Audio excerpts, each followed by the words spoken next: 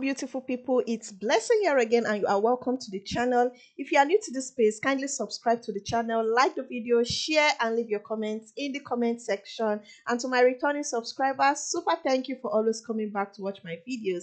And in today's video, we're going to be doing a reaction to a video titled "Why Are Americans So Obsessed with Ice Cubes?" And this is 100% true. Like, summer period, oh, ice cubes are just everywhere. Everywhere you see ice cubes. So let's get into it and see what this video is all about. One of the first things that pilgrims would have seen upon reaching present-day America would have been water on the rocks. It seems only appropriate then that water on the rocks has also become a popular American drink. And I'm not talking about seaweed-infested water from New England, I'm talking about water served with ice. Of course, I use the example of water to service a really great pun. But honestly, Americans put ice in almost everything, from cocktails to mocktails, from coffee to tea. They even sell bags of it at the petrol station. And to people in my homeland of Britain, where frozen water is used far more sparingly, America's ice cube culture can at times seem like an obsession. So, is it? And why do Americans insist on bulking up their liquids with more liquids, albeit solid ones? Well, as a British person myself who moved to the United States, such questions have been at the forefront of my mind this summer, not least because my wife and I recently got an ice making machine. Shut up, it's great. And if you would like this machine of a YouTube channel to reach 1 million subscribers and you haven't yet become one yourself, do that now. In the meantime, here are some of the actual reasons that Americans love their ice, some of which might surprise you. And before I skate on thin ice with my British subscribers, I want to start this deep dive by addressing a popular misconception among Americans, that European countries don't themselves have ice cubes. This, of course, is completely and utterly a little bit false. In Britain, for example, not only do many households have trays for creating them, but Brits, albeit to a lesser extent than Americans, do consume iced tea and the like. But definitely not as much as as hot tea. The reason for this misconception appears to be that ice water is not typically served in UK restaurants unless one specifically asks for it, and even then you only get about 1 or 2 ice cubes. In the US, most restaurants will serve it by default, with waitstaff frequently ensuring that your glass remains topped up. In other words, it's not that Britain eschews ice cubing altogether, it's just that Americans take it to another level. Now, I know what some of you might be thinking: Lawrence, this video should have been over in 20 seconds. The answer is simple: Americans just like to be different. And while that seems to be the default perception toward most things America, I've read enough to know that this belief doesn't always hold water.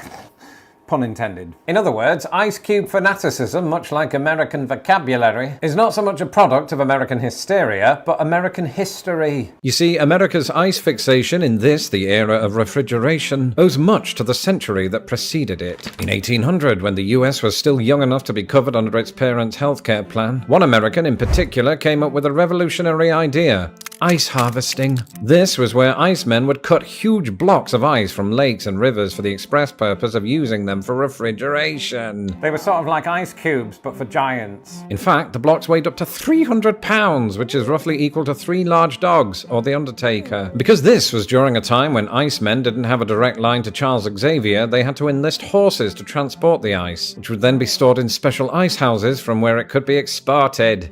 And why am I telling you this in 2024? Because for the next century and a half, ice harvesting became a massive industry in the United States. It was the brainchild of Bostonian businessman Frederick Tudor, who would later be dubbed the Ice King, despite Boston only recently saying it didn't want a monarch. Tudor made an absolute fortune selling to other countries ice harvested in New England, further adding substance to my water on the rocks joke from earlier. In fact, by the 1880s, ice was America's second largest export after cotton. Among the beneficiaries were Cuba, India, England, and most notably Norway, which subsequently began its own ice harvesting industry. And of course, ice harvesting gradually benefited American society. Indeed, it was known as ice harvesting because ice was literally considered a crop. At first, this crop would be distributed to the wealthy who would...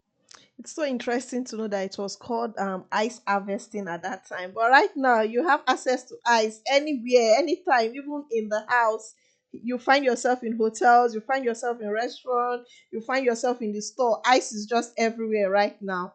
Wow, the fact that they had to do a lot to get ice those days, Interesting. Use it to preserve meat and beverages, something that was of particular importance during those hot summer months. But as the century wore on, ice was made available to businesses up and down the country. It revolutionized various food markets because it meant that meat, fish, and vegetables could be more easily stored and transported without rotting. Moreover, by the 1860s, when Tudor was busy seeking revenge against his barber, 2/3 of homes in Boston and New York received ice deliveries on the daily. America presumably had so much ice that the only natural next step was to start putting it in drinks. Don't believe me? Well, American author Mark Twain, who was obsessed with technological invention, not only himself confirmed it, but cited it as a uniquely American practice. I think that there is only one thing that can be called by the wide name American, that is the national devotion to ice water. That sounded exactly like him. Like Twain, ice harvesting continued on into the 20th century, along with ice cubes. Indeed, it was during the Great Depression that America gave us the first flexible ice tray. Today, of course, these are normally made of plastic, but back then, metal trays were all the rage. Around the same time, General Electric rolled out the so-called monitor top refrigerator, the world's first mass-produced residential fridge. And the rise of the personal refrigerator soon led to the mass production of its cousin, the freezer. By 1948, around 90% of American homes were equipped with a fridge. Compare this to Britain, still reeling from the economic effects of World War II, where only 2% of homes could say the same. And the refrigeration boom ultimately meant two things. Number one, America's love of ice cubes had now reached a level of convenience that would have made Mark Twain do this with his face. And number two, by the middle of the 20th century, the ice harvesting industry, which had then existed for 85% of US history, died out overnight. In doing so, it left behind a legacy still felt by the global food industry today. But it also played a central role in establishing America's warm relationship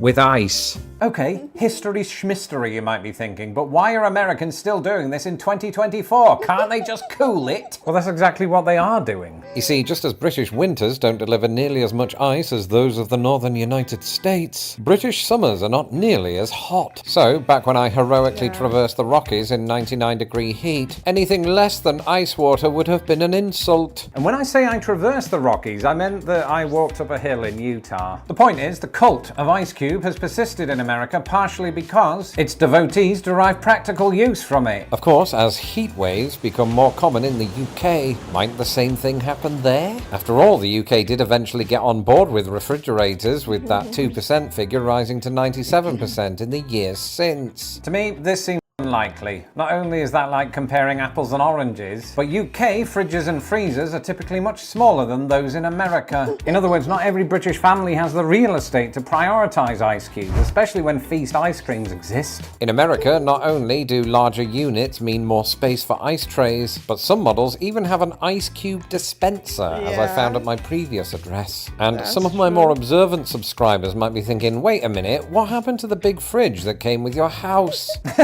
We're not 5 people, it had to go. Which is why we got a smaller fridge and an ice making machine. However, all of this talk of 4-sided objects got me thinking. Perhaps the ultimate reason that Americans love ice cubes is that Americans also have a broader love of rectangles. Under a flag that boasts more rectangles than, say, 99% of all of the countries in the world, in a country of rectangular counties, some of which form rectangular panhandles or so interesting.